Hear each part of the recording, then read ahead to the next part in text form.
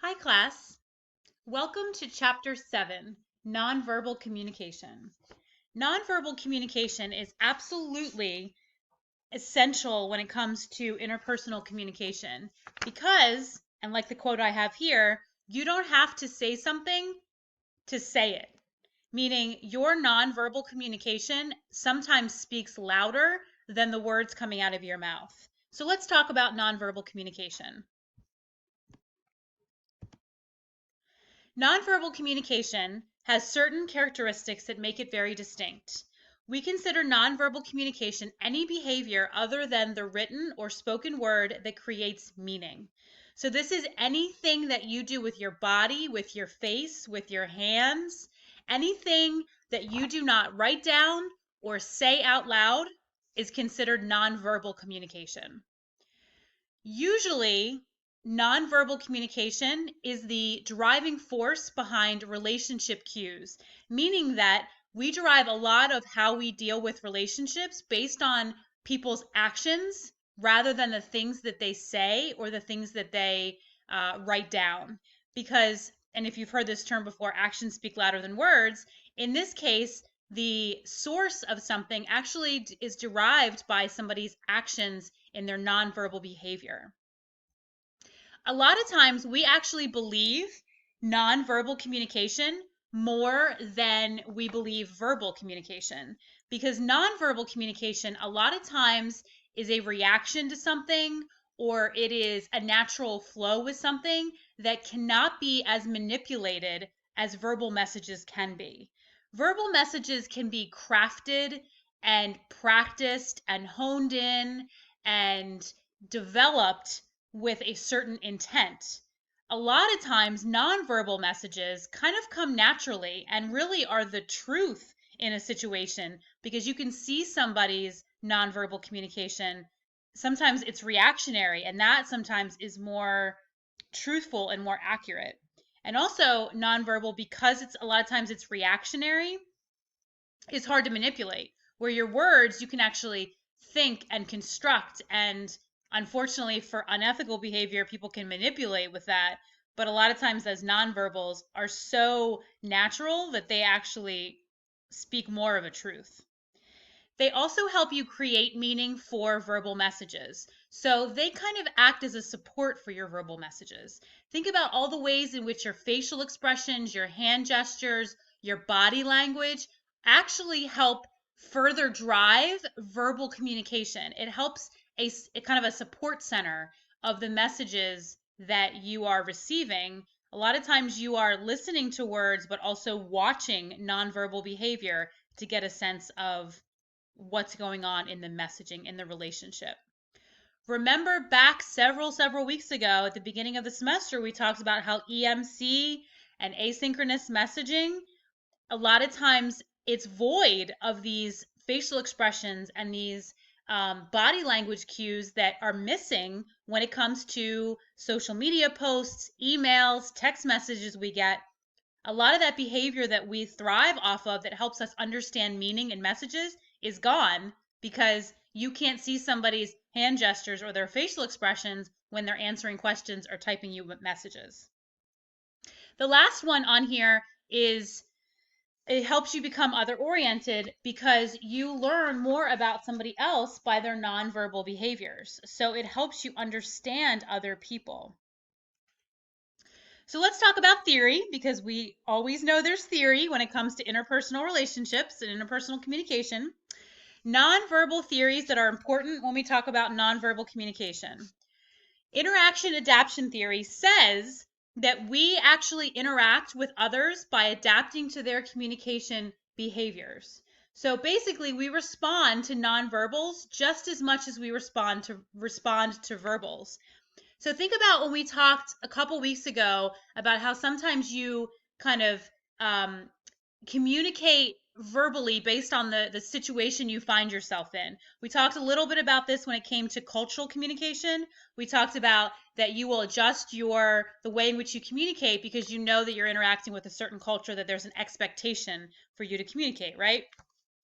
Interaction adaptation theory says that we will adapt our nonverbal behaviors based on the situation we find ourselves in. So let me give you an example.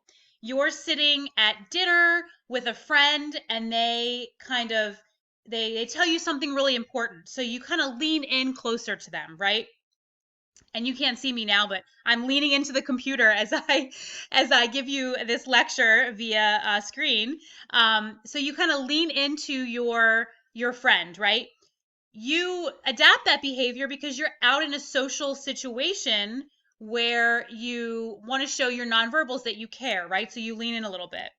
Now take that same situation, meaning something important needs to be discussed, and put yourself in a staff meeting at work, okay?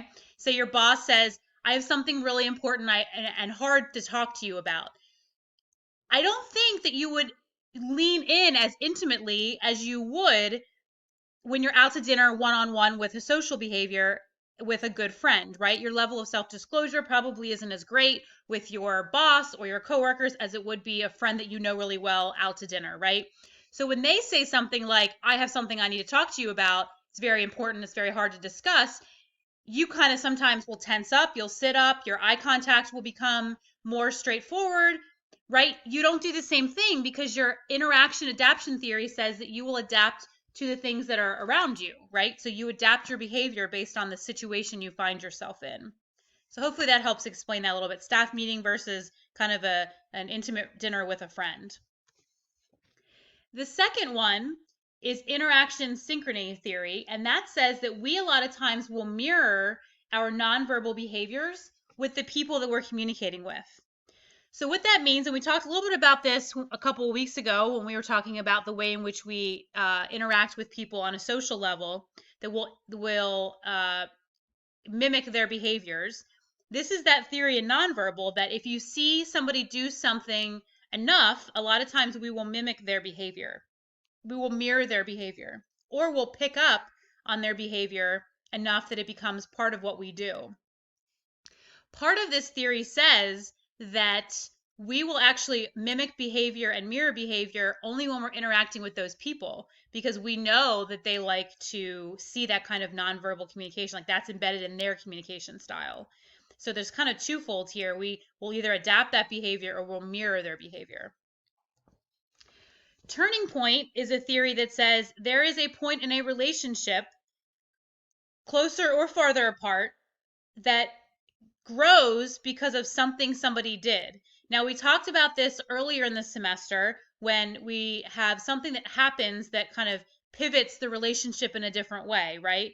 The same thing applies to nonverbal communication because relationships, we will find a turning point and somebody does something nonverbally that will actually cause a change in a relationship. So that theory extends to nonverbal as well. And then kinetics is actually the study of human movement and gesture, right? We know that there's kinesiology, which is actually a degree you can get in body movement. The reason why it's important in nonverbal theory is because we actually will study the kinetics of gesture and how it relates to communication, how it relates to verbal communication, how it helps support what we're doing when it comes to communicating one-on-one with somebody. So let's talk about kinetics because we have a lot of information that we can share about what people do and what it means by that. So basically what I mean by what they do is what their nonverbal behavior is and how it helps support your verbal communication. So first one we have is called emblems. These are nonverbal cues that are generally understood in culture. So examples, things like thumbs up, right? If I ask you, can you actually let's relate this to what we've been dealing with. If I am on Zoom and I have video screen with you and I say, can everyone hear me okay? And I put a thumbs up, that means like if I didn't say anything, I just gave a thumbs up, you would know that I'm asking, right, in a way, like everybody good? Can everyone hear me? Think about the A-OK sign, which is kind of like that circle with your index finger and your thumb, but then have your three remaining fingers up in the air, right? A-OK, which by the way, does not mean A-OK in other cultures, right? We know that sometimes that is actually offensive in other cultures, but in America, that means, okay, everything's good. The book also talks about the middle finger, right? We know that the middle finger is a way to say something without saying it, right? So nonverbal cues that are with no words mean something to us. Opposite of that are illustrators. So emblems don't need words to know exactly what you're saying. Illustrators do need words. They're actually things that help illustrate verbal messages. So if I say I'm really upset and I actually pound the table while I'm saying I'm really upset, that's an illustrator because I'm trying to illustrate my words with nonverbal behavior. Emblems don't have verbal communication with it, right? That alone, a thumbs up alone with no words, I exactly know what I'm saying. If I pound on a table and I don't have any words, there's a lot of different mixed messages you could assume by that. You want to get my attention, you're angry, you're laughing so hard that you feel like you need to pound on the table to get an affect out, things like that. You need words to help support an illustrator. So nonverbal cues that accompany a verbal message. Now keep that in mind because on a future test that you'll be taking via our D2L page, you will actually be asked to differentiate the two of those, okay? Emblems and illustrators. Emblems do not need words. They alone stand their ground. Illustrators need or support verbal messages. So they need a verbal message that you're accompanying with a nonverbal cue. The next one is called affect displays, and that is any sort of nonverbal behavior that communicates emotion. So those are things like hugging someone, right? Or patting somebody on the back, or grabbing somebody's arm when you want to tell them that you care about them, when you're trying to be empathetic. So anything that shows some sort of emotion is called an affect display. You're showing affection in some way. The best example of that is giving a hug. That's probably the example I always use when I talk about affect displays. Regulators are things that non-verbally we use to help control the flow of a communication message. The best example of a regulator is eye contact. We use eye contact to control the flow of communication. So let's think about a couple weeks ago when we would be sitting in class together, right? Remember those days several weeks ago? And I would actually be looking at you to control the message. So if I were to pose a question to the class, right?